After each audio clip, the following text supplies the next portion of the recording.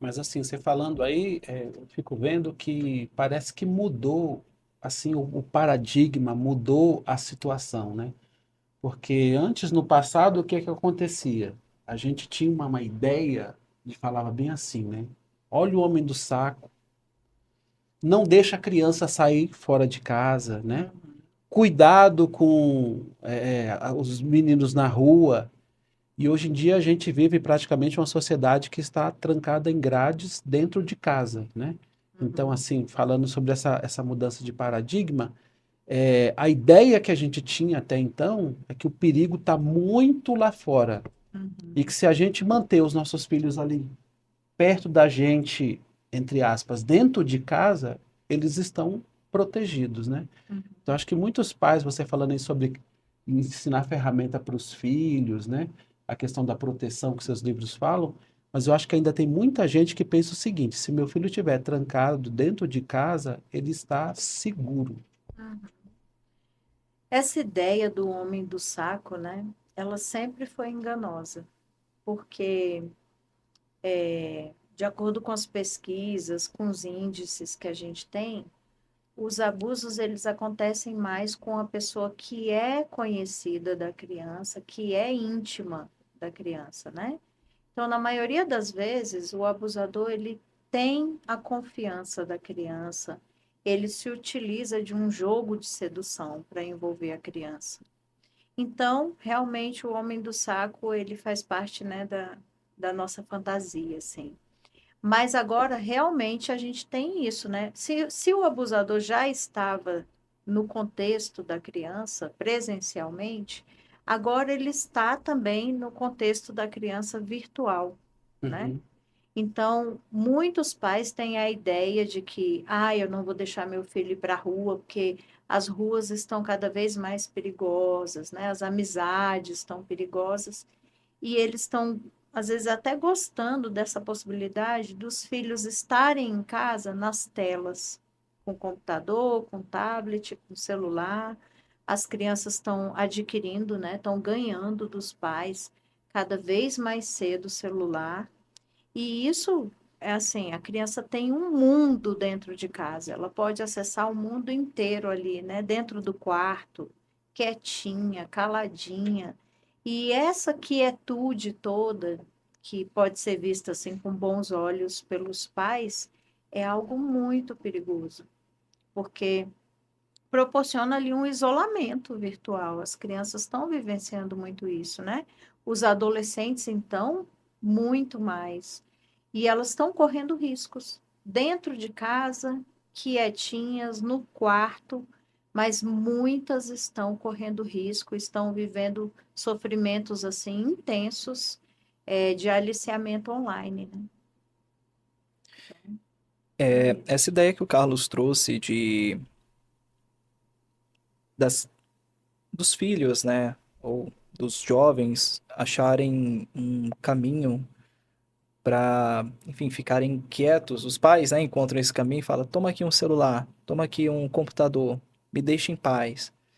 A gente vê isso muito assim recorrente em filmes, em séries, né? Inclusive essa série aí, Adolescência, não me lembro agora o nome. Mas que eu assisti, eu fiquei bem impactado, né?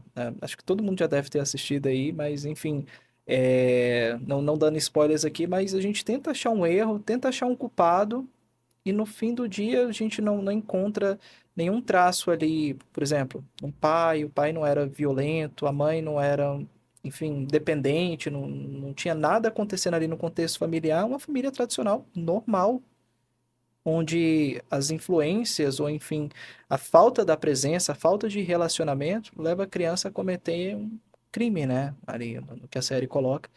E aí a gente olha para o nosso contexto, a gente olha para a nossa realidade.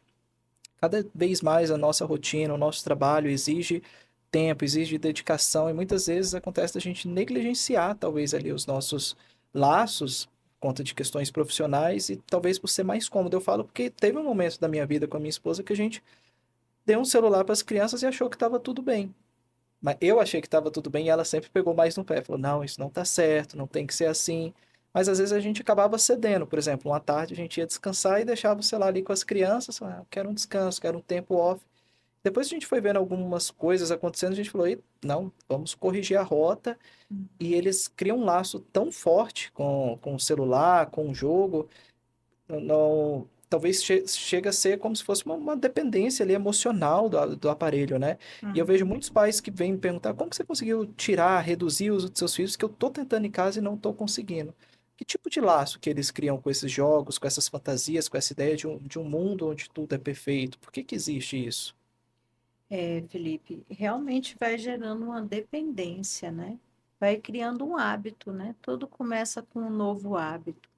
Então, como você disse, os pais, eles estão muito mais conectados também em aparelhos, né? Se a gente vê, não são só as crianças, os adultos da relação estão muito conectados. E isso vai fragilizando os vínculos, vai Uhum, fragilizando a nossa presença, ela vai deixando de ser uma presença de qualidade. A gente vai parando de olhar nos olhos, a gente às vezes não consegue ter uma conversa da família sem ter nenhum eletrônico por perto, né? A gente fica com a atenção muito dividida, um olho no celular, outro olho no filho, né? Às vezes a gente está até fazendo comida, mexe a panela e olha o celular. Então, assim, nós adultos vamos criando uma dependência digital também, que está sendo difícil para a gente se desconectar. Imagine para as crianças, né? Pensando que nós já somos adultos, que nós já temos uma regulação melhor, né? Já um controle corporal, um controle, uma autonomia maior, nós passamos por isso, por esses desafios.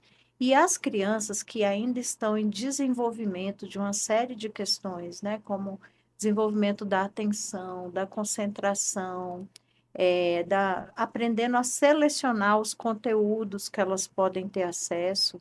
Imagino o comprometimento que isso traz para elas, né? Porque a atenção, por exemplo, eu trabalho muito nesse campo da atenção, do desenvolvimento da atenção, né? A atenção é uma função superior que se desenvolve nas relações. Não nasce pronto, né? O bebê, quando nasce, ele não tem essas questões desenvolvidas. Vai desenvolver nos relacionamentos. Se uma criança agora dessa geração, ela já nasce quase com tablet na mão, né? Já vem no enxoval do bebê assim, um tablet junto, né? E eles parece que já nascem sabendo passar as telas assim, os dedinhos são hábeis nisso, né? Mas às vezes a criança não vai aprender a sustentar a atenção numa tarefa escolar, na leitura de um texto, de um livro, na escuta, de saber escutar o outro. Então, os hábitos eles vão mudando, as dinâmicas familiares vão mudando, vão se configurando ali aquele formato, né, dos eletrônicos. Parece que a gente já não consegue viver sem eles, né? uhum. E vai trazendo aí uma série de mudanças, um efeito cascata, assim, de mudanças de hábitos, de mudanças nos vínculos, fragilizando os vínculos. E os vínculos que eram para ser com as pessoas, com os relacionamentos presenciais, eles muitas vezes vão ser transferidos aí para os vínculos virtuais, né? Que nem sempre é com a pessoa real, porque no virtual a gente pode criar um avatar, pode criar um personagem, a gente pode não ser a gente, né? É,